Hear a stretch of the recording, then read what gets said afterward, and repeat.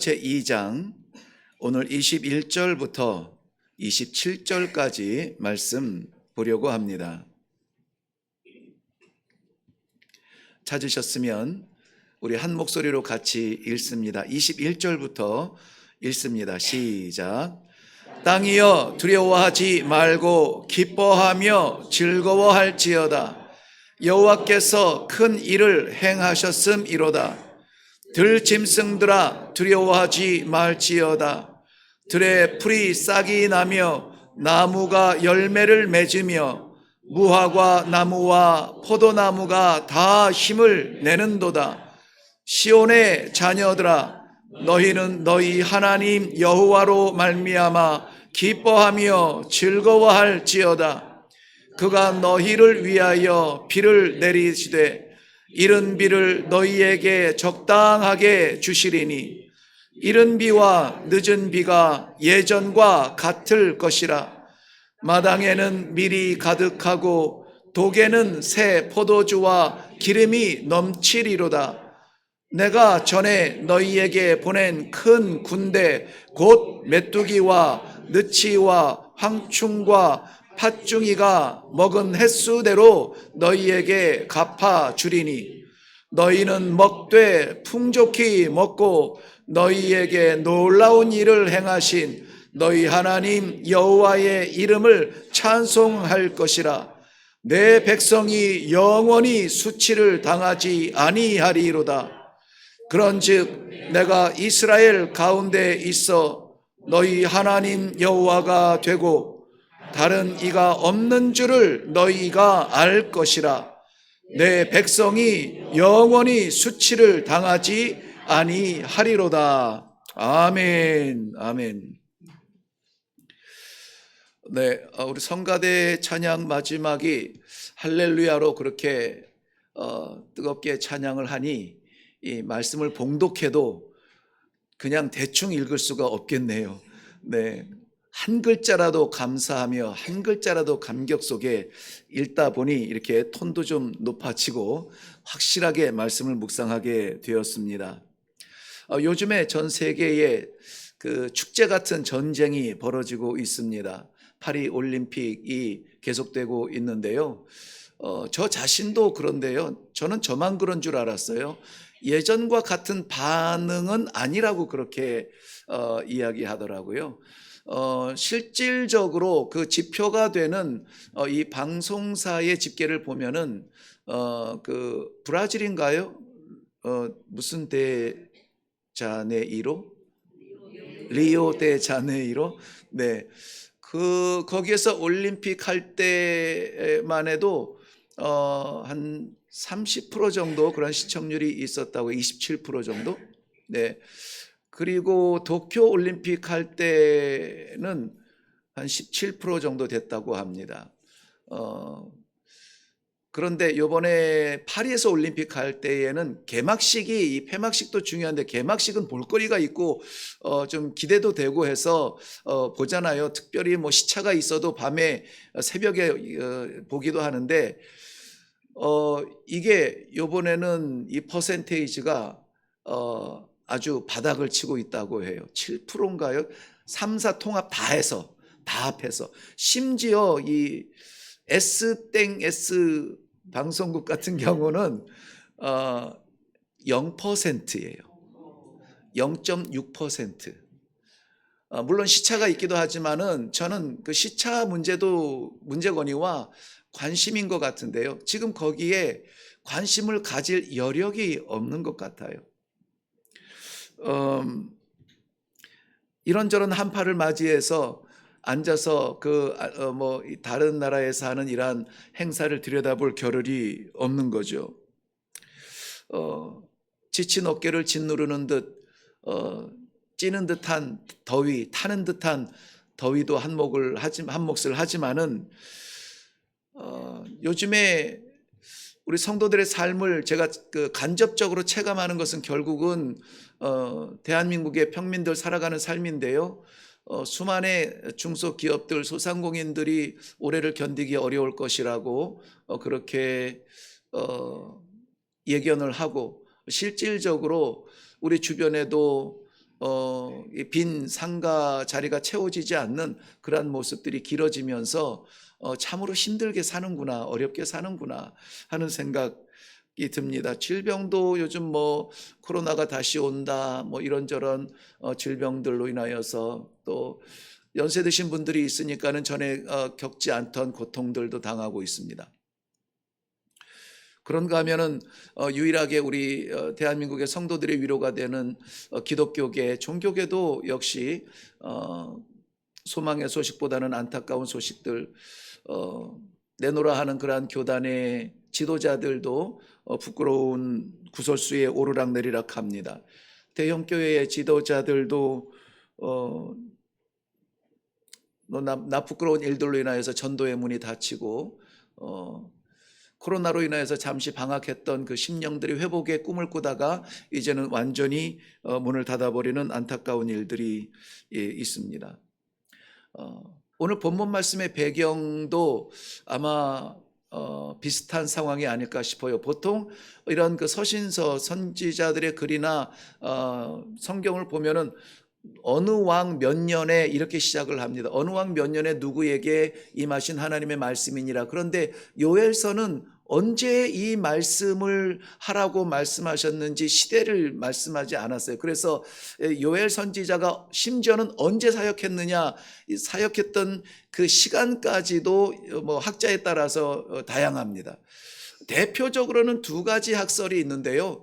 하나는 이스라엘 백성들이 바벨론 70년 포로에 돌아온 이후에 성전과 성곽을 마무리하고 느헤미야 선지자 이후 시대에 이 400년 그 공백 시기, 하나님의 침묵의 시기, 그 사이 어느 때쯤 아니겠는가, 그때를 보기도 합니다. 왜냐하면은 오늘 본문 요엘서가 석장으로 되어 있는 짧은 본문인데요. 그 배경을 보면은 참 암담한 삶이에요. 다른 것에 정신 쏟을 수 없을 만큼 끔찍한 그런 어려운 시대를 살아가고 있는 사람들인데요. 왜 그때를 이야기하냐면은 바벨론 이후에, 여러분 바벨론에서 포로로 살았다고 하지만은 이 부자 나라 거지가 거지 나라 왕보다 잘 산다는 얘기 들어보셨나요? 네, 못 들어보셨죠? 네. 당시에 바벨론이라고 하는 것은 세계를 지배하던 그러한 나라입니다. 문화의 선구자이고 세계의 모든 사람들이 부러워하고 악망하던 그런 자리예요. 60년, 70년대에 동서가 분리되어서 구소련과, 그러니까 러시아와 소련과 미국이 이렇게 그 두 강대국에 의해서 지구촌이 나뉘어졌을 때에는 공산국가의 어떠한 꿈은 소련처럼 되는 것이었고요. 민주주의를 표방하는 모든 나라들의 꿈은 어떻게 해서라도 미국에 한번 가보고 배워오고 거기에서 뭐라도 익혀서 우리도 한번 써먹었으면 좋겠다. 그런 분위기였어요. 우리나라뿐만이 아니라 지구촌이 그랬다는 것이죠. 그런데 바벨론이 세계를 지배했을 때는 세계의 모든 사람들의 악망하는 데가 어디냐? 원수 같은 나라 바벨론일까요? 악망하는 나라 바벨론이죠. 그래서 모든 것이 풍요롭고 심지어는 우리 솔로몬의 영광 하지만은 그 당시에 바벨론의 그 수산성 같은 그러한 성은 어떤 목사님의 표현으로는 솔로몬의 영광은 바벨론 시대의 그 수산성의 영광의 화장실 정도밖에 안 된다. 이렇게 표현하시는 분도 들어봤어요. 그만큼 이 바벨론의 영광은 대단했고 거기에는 완전했고 모든 것이 풍요로웠고 다 있었단 말이죠. 그런데 거기에서 그리운 고향 찾아서 쫓아온 예루살렘을 바라보니 답답하고 한심하죠. 불탄 대로 있고 무너진 대로 있고 집도 없고 아무것도 없는 거기에서 땀을 일구면서 그래도 하나님의 백성답게 세운 것은 성전을 먼저 세우고 성벽을 완성하였습니다. 이제 살만한 그러한 영역이 되었지만은 사람들이 그 안에서 살려고 하지 않아요. 왜냐하면 살아왔던 바벨론의 영광에 비하면 이게 뭐냐? 우리가 땀 흘려서 기껏 성전 세우고 성벽을 막아놓기는 했지만은 뭐 거둘 게 있어야지, 못 부릴 게 있어야지, 거기에 뭐 안정된 뭐가 있어야지. 여전히 저 성 밖에는 이리 같은 이방인들이 있고, 그러니 자기네들의 고향 찾아서 뿔뿔이 흩어져서 살 수밖에 없었던 그런 암담한 시대, 안정된 정치가 있지 않고 내세울 만한 문화가 있지 않고 든든한 삶의 어떤 열매가 없는 그러한 상황 가운데에서 하나님께서 주시는 말씀이라 이렇게 이야기하시는 부분들이 있고요. 또 하나는 이스라엘 남북 이스라엘 분열 국가 가운데서 남유다의 8대 왕이 요아스 왕이 있는데요. 그 요아스 왕 때에 사역을 했다. 그러니까 이 공백이 너무나 커요. 뭐 몇 년 상관이 아니라 너무나 큰 이 공백 가운데 요아스 왕 때에 하나님께서 그의 백성들을 위하여서 보내신 말씀의 사자라 이렇게 또 기록하고 있는 사람들도 있어요. 대체적으로는 요아스 왕 때에 사역했던 선지자로 인정하는 부분이 더 이렇게 큽니다. 요아스 왕은 7살 때 왕이 됐죠. 7살 때 왕이 됐죠. 원래 왕이 될 수 없는 사람이에요. 그 할머니가 아달랴라고 하는 여인인데 그 아들 왕이 아하시아 왕이 북이스라엘 왕의 병문안을 갖다가 거기에서 예후가 반란을 일으켜서 북이스라엘의 왕도 죽고 자기도 쫓겨 다니다가 사마리아에서 결국은 남유다 왕이 남의 나라는 아니죠. 북이스라엘 사마리아에서 죽임을 당합니다. 자, 아들이 북이스라엘에서 죽임을 당했다는 말을 이 아달랴라는 어머니가 들어요. 그런데 그러면은 야, 이거 어떻게 하면 좋으냐? 이 나라를 위해서 빨리 안정을 찾으려고 해야 될 텐데 이 아달랴라고 하는 여인은 이때를 기회를 삼아서 본인이 왕이 됩니다. 남유다 북이스라엘 통틀어서 유일한 여왕이에요. 이 아달랴가 어떻게 해서 왕이 되냐면 정말 이해할 수 없는 이야기일지라도 성경과 역사에 그대로 기록되어진 이야기입니다. 아하시아 왕이 죽었으니 그 다음에 왕 될 사람은 형제나 자녀 가운데 있겠죠. 아들 가운데 있겠죠. 그러니까는 다음에 왕 될 만한 그러한 혈통들을 다 죽입니다. 누가? 이 어머니 아달랴라고 하는 이 왕의 어머니가 다 죽여요. 그 자녀들만 죽인 것이 아니라 손자들까지 다 죽여요. 그런데 그때에 돌전으로 하는 갓 어린 아이가 한 명이 있었는데 그 고모가 누구냐면은 여호세바라고 하는 고모가 있는데 그 고모가 제사장 여호야다에게 이 한 살배기 되는 그 조카를 갖다가 맡겨요. 그래서 이 요아스는 한 살 전후해가지고 숨어 살게 되죠. 성전에서 숨어 살게 되는데 여호야다 제사장의 보호함을 받고 있다가 아달랴가 6년 정도 다스리게 되는데요. 아달랴가 참 누구냐면 여왕이 돼요. 여왕이 됐기 때문에 역사에 남죠. 누구냐면은 그 어머니가 이세벨이라고 하는 여인인데 이세벨은 누구냐면 북이스라엘의 아합 왕의 부인이에요. 이세벨은 어디에서 왔냐면은 시돈 땅에서 온 이방인 여인인데 당시에 시돈 왕 엣바알이 세력을 넓힐 때에 아합 왕이 정략적으로 결혼하여서 서로 평안을 누리자고 한 그 정략적 결혼을 위해서 데려온 여자가 누구냐면 이세벨이에요. 이세벨이 들여오면서 가져온 그러한 혼수품이 무엇이냐면은 시돈 땅에서 섬기던 바알과 아세라 신상을 가지고 와서 이 하나님을 섬기겠다고 그나마 몸부림치는 이 북이스라엘 전국에 바알과 아세라 신상을 세우고 그들을 섬기게 만듭니다. 이 아합 왕, 어리석은 아합 왕과 나라의 안정을 위해서라면 이방인과의 결혼도 마다하지 않았던 이 아합 왕과 이세벨 사이에서 태어난 딸이 누구냐면은 아달랴예요. 그런데 이 아달랴를 이 남쪽 유다 왕에게 이스라엘이 10개의 지파의 땅덩어리도 크잖아요. 남쪽 유다의 왕의 며느리로 들여보내서 또 정략 결혼을 하게 됩니다. 그런데 이 정략 결혼해서 남유다에 들어온 이 여인이 왕이 죽자 나라를 염려하지 않냐고 자기가 왕 되겠다고 자녀와 손자를 다 죽이고 왕이 된 거예요. 그런데 제사장 여호야다의 그 6년 동안의 보호함을 받고 결국은 아달랴의 그러한 불의를 드러내서 성전 문 앞에서 처단을 하고요. 8살 된 이 요아스를 왕으로 세웁니다.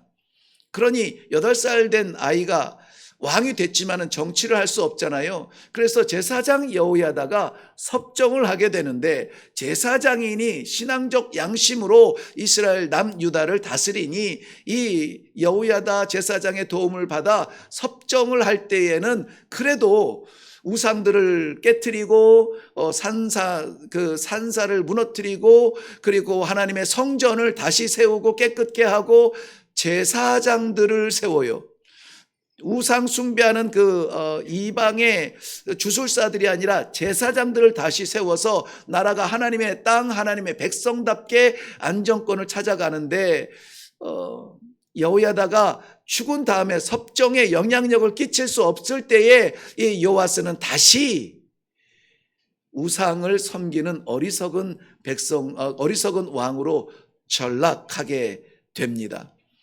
그때 당시에 고대 근동 지방에 아주 이 환경적으로 어려운 순간들이 있었는데요. 오늘 이 요엘에서 우리가 대표적으로 기억하는 것은 아마 메뚜기 떼 심판을 기억할 것입니다. 그 당시에 고대 근동에서 이스라엘 백성들뿐만이 아니라 지역을 힘들게 하였던 것은 무엇이냐면 바로 메뚜기 떼의 공격이었어요. 우리나라에는 메뚜기 떼로 인하여서 당하는 어려움이 있었는지 저는 기억에 나지는 않습니다만은, 제가 기억하는 것은 우리 일부 예배에도 나누었습니다만은 이 펄벅이라고 하는 중국 그 작가가 쓴 대지라는 책이 있습니다.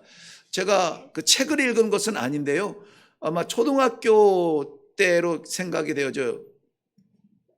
초등학교 중학교? 고등학교? 아무튼 제 어린 시절, 학창 시절인데 그 소설 펄벅의 대지를 영화로 만든 영화가 있었습니다.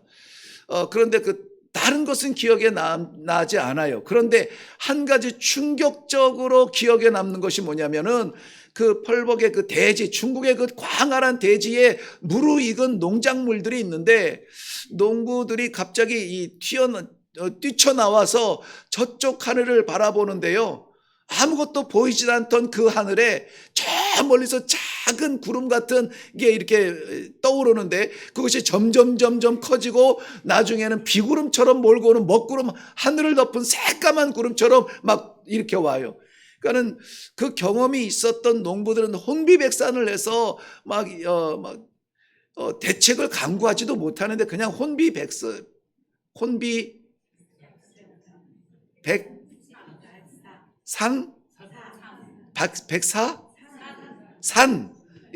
혼비백산을 해서 막 우왕좌왕 하는데요. 그게 그 구름이 뭐냐면은 메뚜기 떼예요. 메뚜기 떼. 그리고는 그걸 어떻게 촬영했는지는 모르겠지만 정말 그 메뚜기 떼가 농작물을 지나가면서 먹어치우는데 한 마리가 한 입만 먹고 지나가도 남는 것이 없는 거예요. 한 마리가 한 입만 먹어도 남은 것이 없겠더라고요. 바로 이러한 그 요아스 시대에 하나님께서 허락하신 이 메뚜기 떼의 이러한 공격을 받으면서 이스라엘 백성들에게 주시는 메시지가 있다는 것입니다. 그러면서 성전도 있고 하나님의 백성이라고 하는 그 사람들이 요아스를 통하여서 우상 숭배했던 거 다 깨트리고 하나님의 말씀 앞에 다시 서겠습니다 작정하고 결단하고 시작을 했는데, 왜 다시 우상 앞에 돌아가서 아무것도 아닌 숨도 쉬지 못하는 영향력이 없는 생명 없는 그것에 머리를 조아리고, 성공 앞에 머리를 조아리고, 나라 앞에 머리를 조아리고, 이 사람 저 사람 앞에 머리를 조아리면서 사느냐? 물론 형식적으로 제사는 드렸겠죠. 그런데 요엘서가 말하는 것은 너희가 옷을 찢지 말고 너희 마음을 찢어 여호와께로 돌아오라. 여호와께로 돌아오라. 제사를 드립니다. 제사를 드려 짐승을 잡습니다. 하나님 여호와를 부릅니다. 그런데 여호와께서 말씀하시는 것은 이러한 하나님의 이 책망을 보고도 깨닫지 못하느냐? 옷을 찢지 말고 내 마음을 찢어서 내 마음을 하나님 앞에 내려놓고 여호와 앞에 돌아오라. 우리가 돌아갈 자리는 바로 여호와의 자리라는 것입니다. 그래서 저는 오늘 말씀의 제목도 다른 이가 없습니다 이렇게 정했어요. 다른 이가 없습니다. 우리가 바라볼 사람이 없습니다. 우리가 돌아갈 자리가 없습니다. 우리가 붙들어야 될 것이 없습니다. 내가 간직할 것이 없습니다. 다른 것이 없습니다. 오늘 이 어려운 시대를 살아가면서 세계 10대 강국이라고 말하지만 그러나 우리 백성들, 국민들 얼마나 전쟁 같은 씨름을 하며 하루하루를 살아가며 젊은이들의 미래를 말할 수 없는 그러한 불안한 가운데서 살아가고 있습니까? 어떻게 해야 됩니까? 다른 이가 없습니다. 다른 이가 없어요.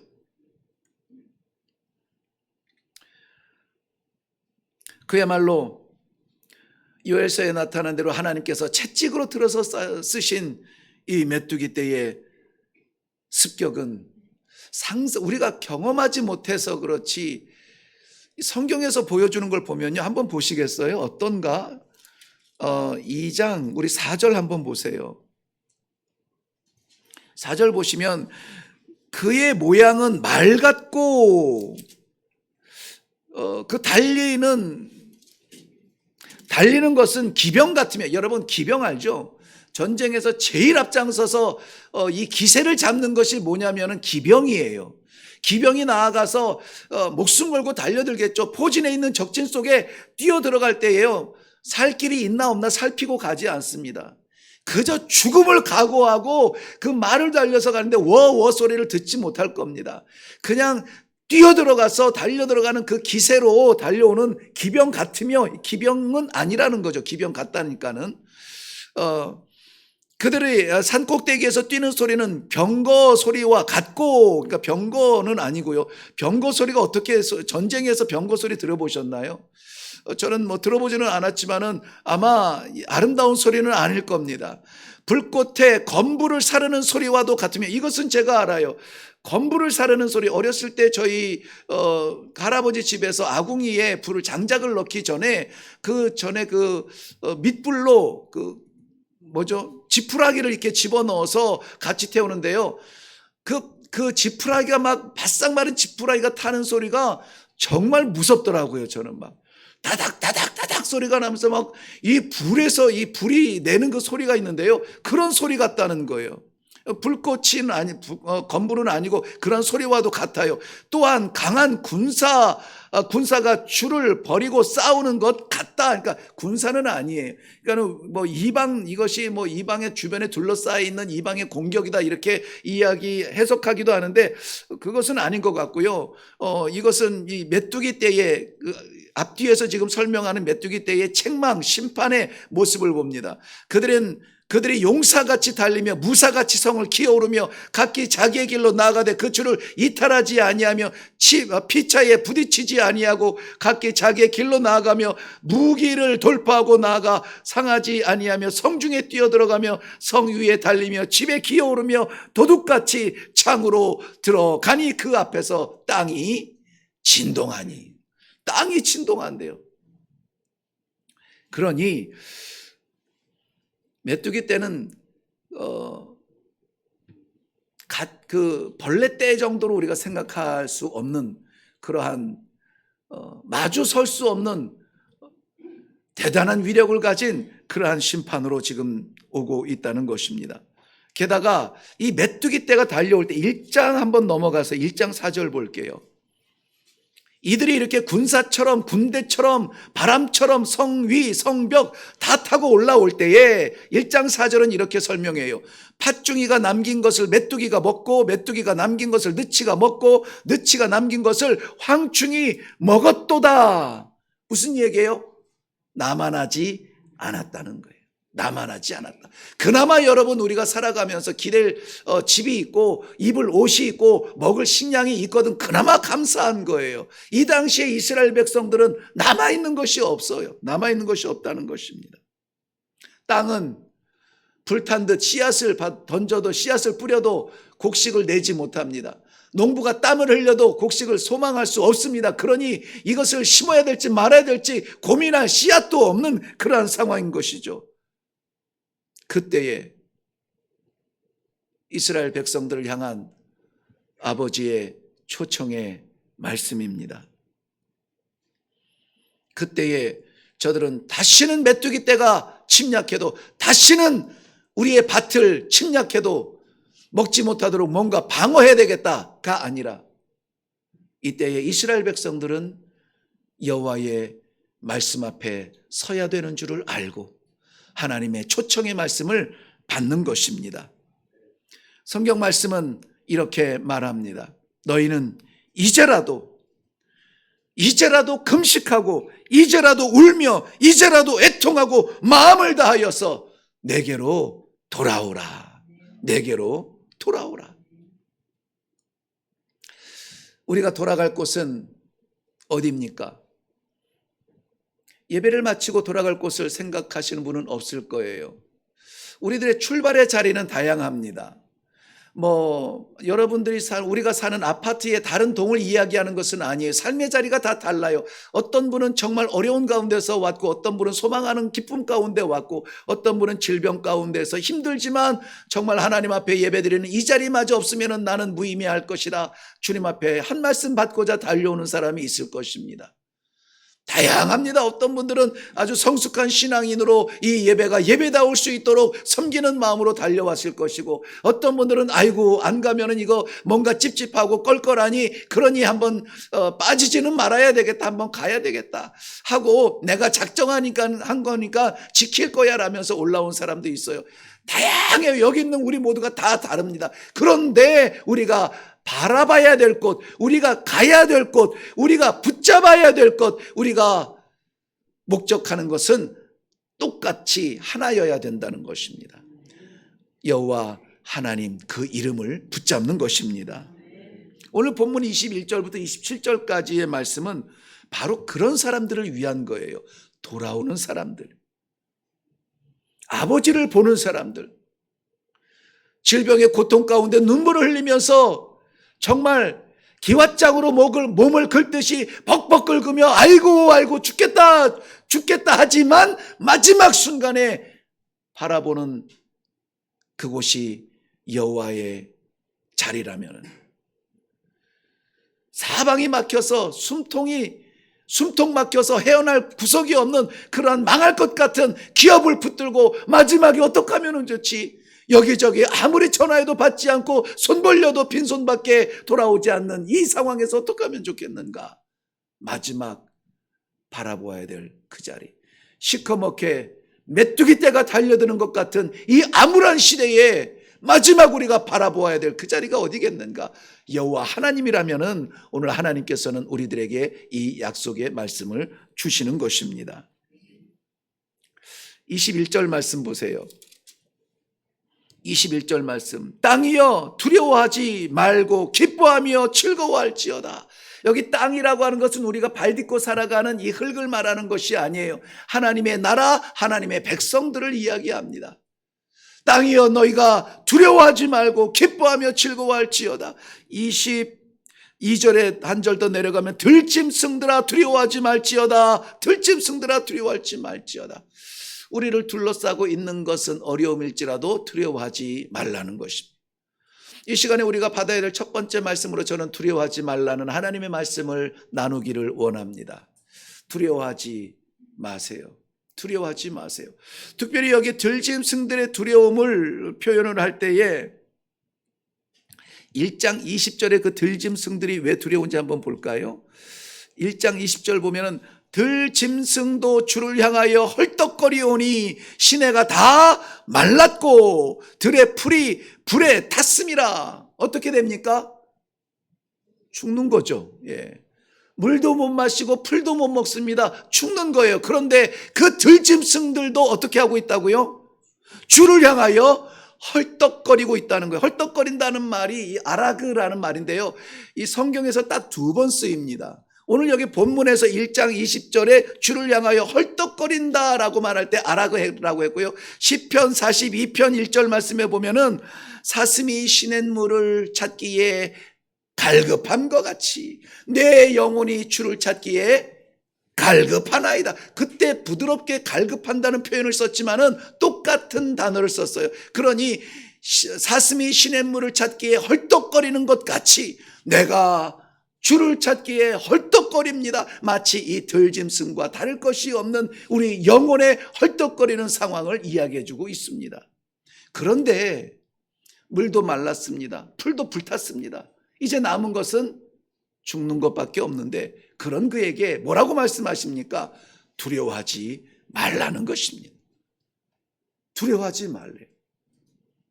마지막 바닥도 아닌데 우리가 두려워하는 그 순간이 어디냐? 어려워지면 우리는 두려워합니다. 미리 내일을 걱정하고, 미리 10년을 걱정하고, 미리 20년을 걱정해서 아이고 이러면 어떡하지, 저러면 어떡하지, 이러다가 죽는 거 아니야, 이러다 망하는 거 아니야, 걱정거리로 시작을 해요. 하나님 없는 사람들은 걱정거리에서 해결책을 찾습니다. 그런데 하나님을 믿는 사람들은 하나님을 바라보는 그 자리에서 기쁨과 감사로 시작을 하는 겁니다. 출발점이 달라요. 보통 하나님께서 이 선지자들을 통하여서 메시지를 주실 때에는 책망과 권면과 교훈과 또 이 초청, 회복의 말씀을 주세요. 그런데 이 요엘서에는 책망하시는 부분은 없어요. 너 뭐 때문에 안 된다, 이런 책망하는 부분이 없어요. 우리 모두 다가 책망이 없어서 하나님 앞에 선 것은 아닙니다. 그럼에도 불구하고 오늘 하나님께서 우리를 불러주셔서 위로케 하시는 말씀을 받을 수 있기를 바랍니다. 오늘 23절 말씀에 보면은, 시온의 자녀들아 너희는 너희 하나님 여호와로 말미암아 기뻐하며 즐거워할지어다. 이 다른 방법, 다른 이유가 없습니다. 시온의 자녀들은 무엇 때문에 기뻐하며 무엇 때문에 즐거움을 회복합니까? 여러분, 지금 이 말씀을 받는 그 진중한 마음은 이해하겠지만은, 제가 보는 우리 성도님들의 그 얼굴 표정도 지금 굉장히 뭔가에 걱정스럽고 삶에 어려움이 있고 고난이 있고 난관 때문에 하나님 말씀 한 말씀 허락해 주셔야 됩니다, 그것 때문에 왔습니다 하는 그런 긴장감이 있어요. 그런데 하나님의 백성이 기쁨과 감사와 영광이 회복되어지는 그 자리, 터닝 포인트가 어디라고 말합니까? 뭔가 살 길이 열려서, 막혔던 재정이 풀려서, 너희는 너희 하나님 여호와로 말미암아 기뻐하며 즐거워하라. 건강을 잃어도, 재산을 잃어도, 관계를 잃어도, 사람을 잃어도, 다 잃어도 여호와로 말미암아 기뻐하며 즐거워하라고 말씀하고 있습니다. 저는 이 마지막 시대에 이것 가지고, 이 말씀 가지고 씨름하는 이 이레교회 성도들이 다른 건 몰라도, 다른 건 없어도, 다른 건 다 잃어도 나의 하나님 되신 여호와, 그 이름만은 꼭 붙들고 살아가시기를 바랍니다. 그러면은 삶은 바뀌어요. 요엘이라는 말, 그 선지자의 이름의 뜻이 야훼는 나의 엘로힘, 하나님이십니다. 그게 이 요엘 선지자의 이름의 뜻이에요. 그분을 통하여서 우리에게 글을 주신 것도 하나님의 섭리입니다. 여호와는 나의 하나님이십니다. 창조주 하나님이십니다. 나의 고난과 나의 괴로움과 나의 근심과 나의 이 숙제거리, 많은 것들이 나를 둘러싸고 있지만, 해야 될 일도 많고, 나는 무능하면서 나아갈 길은 아직도 멀었는데, 나는 아직도 주저앉아 있지만은, 그러나 내 삶의 동력, 내 영혼의 생명, 우리 가정의 중심, 우리 교회의 기둥, 여호와 하나님이시면 됩니다. 이것이 우리의 신앙이 되어야 됩니다. 누가복음 1장 37절 말씀에는, 대저 하나님의 모든 말씀은 능하지 못함이 없느니라. 잘하는 말씀이에요. 대저 하나님의 말씀은 능치 못함이 없으리라. 네. 어떤 상황에서 이 말씀이 나왔는지 혹시 기억하시나요? 이 말씀은 하나님의 천사가 한 여인에게 한 이야기인데요, 다름 아니라 마리아라는 여인에게 한 말씀입니다. 이 천사가 마리아에게 이렇게 말합니다. 네가 아들을 잉태하리니 그 이름을 예수라 하라. 화들짝 놀랍니다. 마리아가. 왜 놀랄까요? 아니, 나는 남자를 알지도 못해요. 남자를 만난 적도 없습니다. 정혼한 사람이 있기 때문에 남자를 만난 적이 없습니다. 그런데 어떻게? 생리적으로 안 됩니다. 과학적으로 안 됩니다. 역사적으로 이런 예가 없습니다. 경험적으로 안 됩니다. 안 되는 일이에요. 그러지 않습니까? 아니, 그런데 이 여인은 뭐라고 대답하는 줄 아세요? 이 여인의 대답이 우리의 대답이 되기를 바랍니다. 주여, 여종이오니, 주의 여종이오니 말씀대로 내게 이루어지이다. 아주 간단해요. 나는 주님의 여종입니다. 말씀대로 내게 이루어지다. 생각도 안 되고 계산도 안 되고 경험도 안 되고 과학적으로 안 되고 생리적으로 안 되는데 하나님의 말씀대로 내게 이루어지기를 원합니다. 이걸 우리는 뭐라고 하냐면 믿음이라고 해요. 우리 모두에게 이런 믿음이 있기를 바라요. 이제 요즘 시대에 교회 성도들이 자꾸 나이가 들어간다, 노인의 시대가 됐으니 막 이런 핑계를 얘기는 하는데요. 80이 되고 90이 돼서 우리의 근육의 근력은 빠질지 몰라도 그러나 우리가 근육의 근력으로 일할 때가 있고 그것보다 더 보이지 않냐는 영성으로 일을 해야 할 때가 있는데 무엇으로 세우는 것이 영원합니까? 근력으로 세우는 집이 오래 갈까요? 아니면 믿음으로 세운 집이 오래 갈까요? 이 상식적인 성도들의 이 신앙이 우리의 신앙이 되어야 되는데요. 그래서 우리 어르신들의 기도의 깊이는 더 깊어지고요. 우리 젊은이들이 상상할 수 없는 것까지 기도합니다. 우리 어르신들의 기도는 더 넓어지고 우리가 생각하지 못하는 그러한 지구촌 끝에까지 우리의 기도의 지경이 넓어지는 것입니다. 왜요? 여호와 하나님이 말씀하심으로, 여호와 하나님의 말씀을 받음으로 나는 안 되지만, 나는 약하지만, 나는 무력하지만 아버지 하나님께서 나를 사용하여 주시니 이 종에게 말씀이 그대로 이루어지이다. 고백하며 기도하는 능력이 우리들 안에 있기를 바랍니다. 우리 하나님께서는 이 약속하신 것을 반드시 이루시고 일으켜 주시고 세워 주시고 사용하여 주시고 이해할 수 없는 세계 저기에서 그 영광이 나타나게 하여 주실 줄로 믿습니다. 시편 126편에 보면은요, 이스라엘 백성들이 바벨론에서 70년 만에 올 때에 저들은 계획했던 것이 아니에요. 그리고 저들이 돌아갈 준비를 한 것이 아니에요. 그래서 이렇게 고백합니다. 여호와께서 시온의 포로를 돌려보내실 때에 우리는 꿈꾸는 것 같았도다. 꿈꾸는 것 같았대요. 상상할 수 없었고 꿈꿀 수 없었던 그 일이 일어났습니다. 전혀 기대할 수 없었던 길이 열렸습니다. 전혀 상상할 수 없는, 생각할 수 없는 자유가 주어졌습니다. 우리가 할 수 있을 것이라고 꿈도 꾸지 못하였던 성전이 재건되어지고 성벽이 세워졌습니다. 그 민족을 일으켜 세워주셨습니다. 거기에서 예수 그리스도를 보내주셨습니다. 바로 이 일을 이루시겠다고 약속해 주시는 것입니다. 그러므로 사랑하는 성도 여러분, 오늘 이 일이 우리 안에 이루어지이다. 아멘으로 받는 축복이 있기를 바랍니다. 23절 말씀에 넘어가 보면은 하나님께서 이 일을 이루기 위해서 이른 비와 늦은 비로 우리의 소산을 넘치게 하겠다고 약속해 주시는데요. 여기 우리가 누구를 둘러보아도 저 보이지 아니하는 저 방송실 뒤편에 앉아있는 우리 형제도 그렇고요. 누구를 둘러보아도 게을러서 주저앉아 있는 사람 한 명도 없습니다. 미련해서 낭비하는 사람도 하나도 없습니다. 뜨거운 마음으로 애를 쓰고 수고하며 눈물을 흘리며 씨를 뿌리며 그 소산을 기대할 때에 껍데기를 기대하는 사람 없고 실패를 기대하는 사람 없는데 하나님께서 오늘 약속의 말씀은 이른 비와 늦은 비를 예전같이 부어주시어서 24절 넘어가면 마당에는 밀이 가득하고 독에는 새포도주와 기름이 넘치리로다. 26절에는 너희는 먹되 풍족히 먹으리라. 너희는 먹되 풍족히 먹으리라고 약속해 주시는 것이에요. 전에는 다 뺏겼습니다. 메뚜기 때 날아오면 다 잃어버렸습니다. 남은 것이 없었습니다. 그러나 이제는 채우리라. 이제는 거두리라. 이제는 확실히 붙들리라. 우리 하나님께서 약속하여 주셨습니다. 말씀을 맺으려고 합니다. 하나님의 이 약속의 말씀은 우리가 아멘으로 받으며 하나님의 때를 기다리며 하나님 앞에 기도하는 것밖에 없습니다. 그런데 보세요.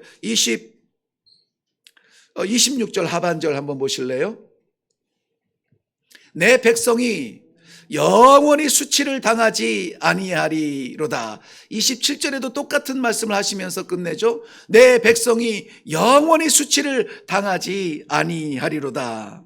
아멘, 아멘입니다. 이러한 말씀들을 우리가 받을 때에 수치를 당하지 아니하도록 담대함을 가지고 하나님께서 나와 함께 계심에 가지 못할 것이 없으며 하지 못할 일이 무엇이며 감당할 수 없는 일이 무엇이겠는가. 하나님께서 나를 붙드심에 하나님께서 이 시대의 마지막 시대에 믿음의 빛처럼 들어서 사용하여 주실 것을 소망하며 기뻐하며 감사하며 이런 예배를 드릴 수 있기를 바랍니다. 사무엘상 17장에 보면은 놀라운 일이 하나 있는데요. 뭐냐면 당대의 그 사울 왕, 초대 왕이 블레셋과의 전쟁을 치룰 때인데요. 전쟁을 당할 때겠죠. 이스라엘도 쳐들어오는 블레셋 군대 앞에서 이제 마주 서 있는 군대가 있겠죠. 그런데 블레셋 군대 제일 앞에 서 있는 그 거인이 한 명 있는데요.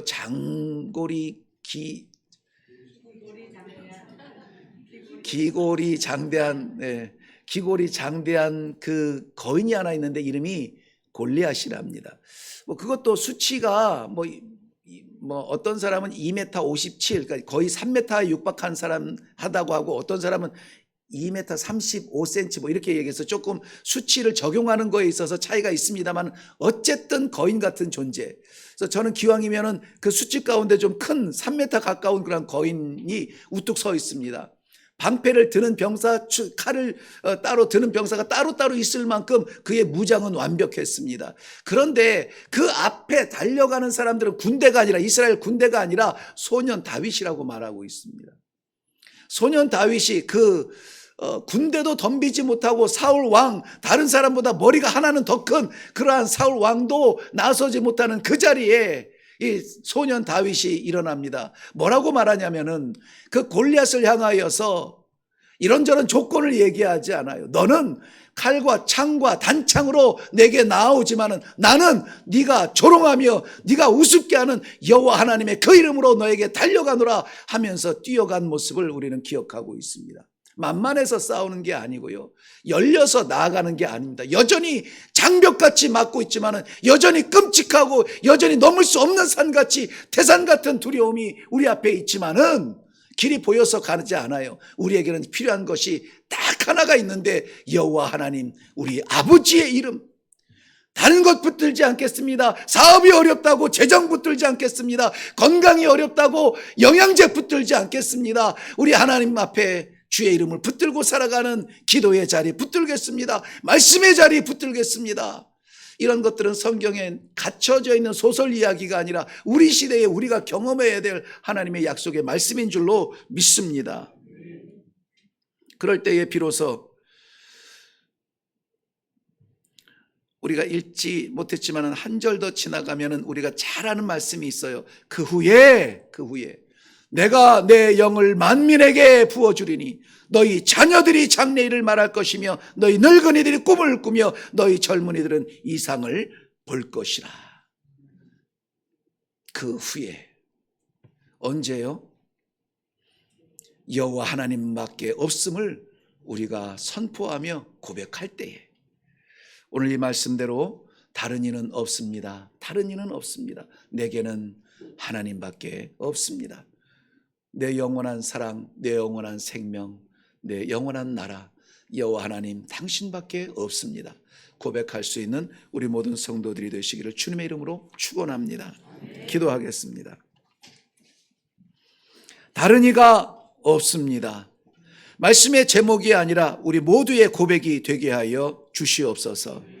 세상 험하고 힘든 각자의 삶 속에서 씨름하는 전쟁터 같지만 우리가 답을 잊었었습니다. 그러나 이 시간에 사랑하는 주의 백성들을 향하여서 다른 이가 없나니 나는 내 하나님 여호와라. 아버지의 그 초청의 따뜻한 말씀을 붙잡고 내려가는 축복의 예배가 되게 하여 주시옵소서. 감사드리며 예수님의 이름으로 기도하옵나이다. 아멘.